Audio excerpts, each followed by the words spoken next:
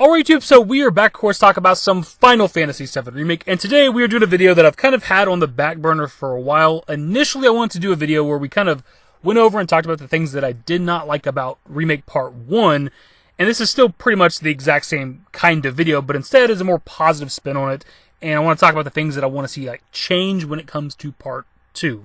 So again, it's pretty much the exact same concept, but instead of bitching about things, we can talk about the ways to fix it. Now the first thing by far that I would like to have different when it comes to Part 2, and this should really be no surprise if you've been following the channel for a while, is some form of exploration. The linearity of Part 1 was probably my biggest letdown. Don't get me wrong, Remake was great, but walking down corridors where you can really just kind of only ever walk forward, that's one of the reasons I hated Final Fantasy 13.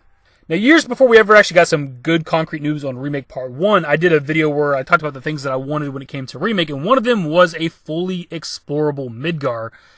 And when we got the news eventually that Remake Part 1 was going to be Midgar only, my hopes for this skyrocketed, because it's okay, the game is going to be set in one, technically, location, so maybe this is pretty good odds that we're going to be able to explore all of Midgar. We've been playing within the FF7 universe for 20 plus years at this point, and there's aspects to Midgar we've never seen.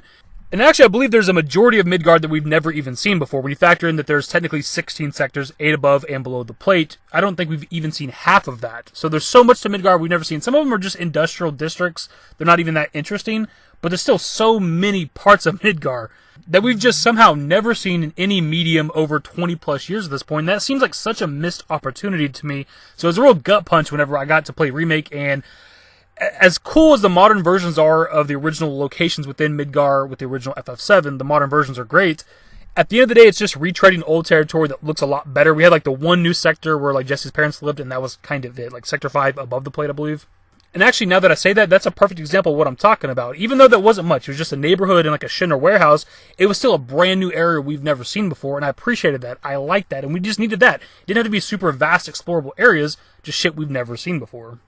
And I just hope going forward, especially since we're leaving Midgar and getting out into the world of Gaia, that means we're going to get to explore a lot more. And in the same vein of what we just discussed, something that was missing from Remake Part 1 that I absolutely love with my Final Fantasy games is secrets. There wasn't really anything hidden or secrets. You can find chests a little bit if you kind of went off the beaten path, but nothing really secretive. There's no secret hidden weapons or secret hidden summons or something like that. There's one missable chocobo summon materia, and that was kind of it. There's also the Corneo stashes, but those weren't even really hidden. You come across those as you're progressing the story, and you eventually get the key or whatever to be able to backtrack and go open them up. So again, not even really secrets. Now the hard mode did offer extra manuscripts to find to be able to max your characters, obviously, and there's extra boss fights to do, but again, that's not exactly hidden content or secrets. Speaking of those overused VR fights when it came to Remake, something else I wasn't a fan of that I talked about before in the past was the summons. There's really not any aspect of the summons that I liked at all. Maybe the visuals a little bit. Maybe they looked kind of cool. Other than that, I just didn't like how they're implemented into the game. I also don't understand why you could only equip one. I don't understand why you can't equip 2 or 3 on one character. The summon list fills up, or the summon bar fills up, and then you just can pick from a list of which summon you want to use. Why do we only have to equip one? It just didn't make any sense.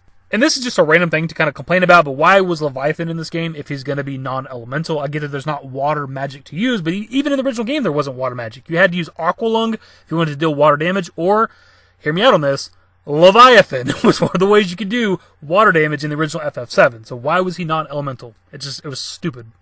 It's equivalent to Ifrit being non-elemental. Can you imagine summoning Ifrit in a Final Fantasy game and him not dealing fire damage? No, of course not, because again, that would be stupid. They could have easily replaced Leviathan with Rama, who is a summon from the original FF7, who is an element that exists within Remake. It is all around a better option. This one is more of kind of complaining, because I don't really know how you would change this or implement something different, because I don't know that they can even change it at this point, because you have summons like Leviathan that are massive, that just physically cannot be summoned in certain areas. So when it comes to Part 2, I don't expect the summon system to change in the slightest, and it's something that I'll have to just live with. It's not a big deal. It's a small part of the game, but I've always liked the summons when it came to Final Fantasy games, and I just couldn't really get into it or behind it when it came to Remake. Now, this next one isn't my own original thought. Whenever I've seen people discuss changes they want when it comes to Remake, I've seen this one mentioned quite a few times, and it is one I support, and that is materia loadouts. So if you don't know what that means exactly, pretty much it's preset materia combinations. That way you don't have to individually swap out materia all the time whenever you want to change things up. You could just copy and paste preset materia combinations. Some examples I could give of how this could be useful is like you could build like an anti-fire loadout or whatever for each of your characters. That way, in case you come across a boss fight where the boss is hard and he's using a lot of fire magic, you could just copy and paste really quickly to each character so that they're protected from fire damage, go into the boss fight, and just wreck their shit. Another example would be like a tank class built for certain characters. That way, in case you have like a boss fight that does a lot of like single targeting attacks, a lot of heavy damage, you can have a tank character with a bunch of like HP up materials, the provoke materia, and things like that, so that they could absorb a lot of the damage from other characters, so the other characters could focus on dealing damage to that boss. The inherent flaw with this that a lot of people don't think about when they request this for part 2 is the vast amount of differences between equipment when it comes to the game. And what I mean by this is every single equipment in the game has a different amount of materia slots and a different amount of materia slots that are actually connected, which will affect how your loadout actually works. Like your elemental materia and your fire materia on your armor isn't going to protect you from fire if those two materia slots aren't actually connected. So the only way this works is if they are going to allow materia loadouts for literally every single weapon and armor in the entire game. Like maybe you go to the weapon, you tab over, and there's a couple slots where you can build materia combinations for that specific weapon. And then you also got to factor in the weapon's level based on like the cores and stuff like that. Because if you level it up certain ways, it'll give it more materia slots, connect materia slots. Like there's a lot of factors that go into it. So I don't know how realistic materia loadouts are going to be, but I can see the usefulness of it. And actually segueing off of what we just talked about right there at the end with the cores, some of these transitions are working out perfectly. Is the lack of like character builds really when it came to Remake. Now there was obviously you could do your materia combinations depending on the fight, but at the end of the day you could just level up all the weapons all the way and get every ability. Obviously you got to hop back into hardcore mode and get the manuscripts to be able to do that, but it is a possibility. And as somebody who plays a lot of RPGs, I'm more of a fan of having to pick and choose what you want for your character. And technically you do have to do that with the base game up to level 50. Once you get to level 50, you can't earn SP unless you go into hard mode. But again, at the end of the day, you're just going to max all the weapons eventually and get everything unlocked. And that's just not really that fun to me. I'm also not a fan of how the other weapons progress despite us not using them. And I understand that we're getting like character SP, so it's going to every weapon. And it's also a balance thing. If you have a weapon that you've already leveled up a lot, there's not really incentive to use the new weapon you come across because your current weapon is going to be vastly stronger than the brand new one that has no SP and isn't leveled up at all. This is similar to the license board from Final Fantasy 12. Like that's one of the few complaints I have with that game because I really do like Final Fantasy 12 a lot.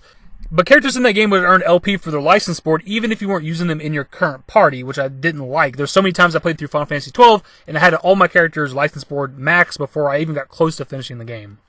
And it's a bit of a similar thing when it comes to remaking the weapons. Like you pick up a brand new weapon, you never used it before, but it already has a shit ton of SP on it and you can level it up and match it with your current weapons. And it's just like, I want to have to kind of earn it a little bit. Like maybe you separate the character leveling system from the weapon like SP and core system. So maybe your characters still level up like normal. They gain a little bit of extra stats whenever they level up. But maybe you have to use the weapon itself. It has its own levels. As you kill enemies with that specific weapon, it gains experience. When the weapon levels up, it gains SP to use for the core system. It's a very easy fix. As a bit of an RPG purist, I'm used to having to grind a little bit with my RPG games, and I never felt the grind with Remake. And it was just a bit of a letdown for me. And one we could throw in here at the end that's not even on my list that I thought of while making this video is just better side quest. Obviously, like more important side quests have some sort of effect on like characters or the story to some degree. It doesn't have to be world changing, but just more important side quests instead of go save the cats. Don't get me wrong, I'm a cat person, but you can do better than this, Square Enix. But anyways, my dudes, that's pretty much the video. Several things that I'd like to see change when it comes to Remake Part 2, but of course I want to pass off to you guys in the comment section. What are your suggestions? When it comes to the next game within the Remake project, what things would you like to see change? Like actual tangible things that could potentially change when it comes to the next game, not I don't like the plot ghost stuff or the different timelines, because that's not going anywhere. Other than that, that is the video. Hopefully you enjoyed. If you did, give it a thumbs up. Subscribe to the channel if you guys are new with some big more Final Fantasy 7 Remake content. Turn on my notifications. Follow me on Twitter at dashingdavidYT. I'm a Discord. Links to my social networks are in the description and in the outro. Later, guys. Used to care what people thought, but now I care more, and nobody out here's got it figured out. So therefore, I've lost all hope of a happy ending, depending on whether or not it's worth it. So insecure, no one's perfect. We spend it with no shame. We blow that like Coltrane. We in here like Rogaine or leave it like Cobain.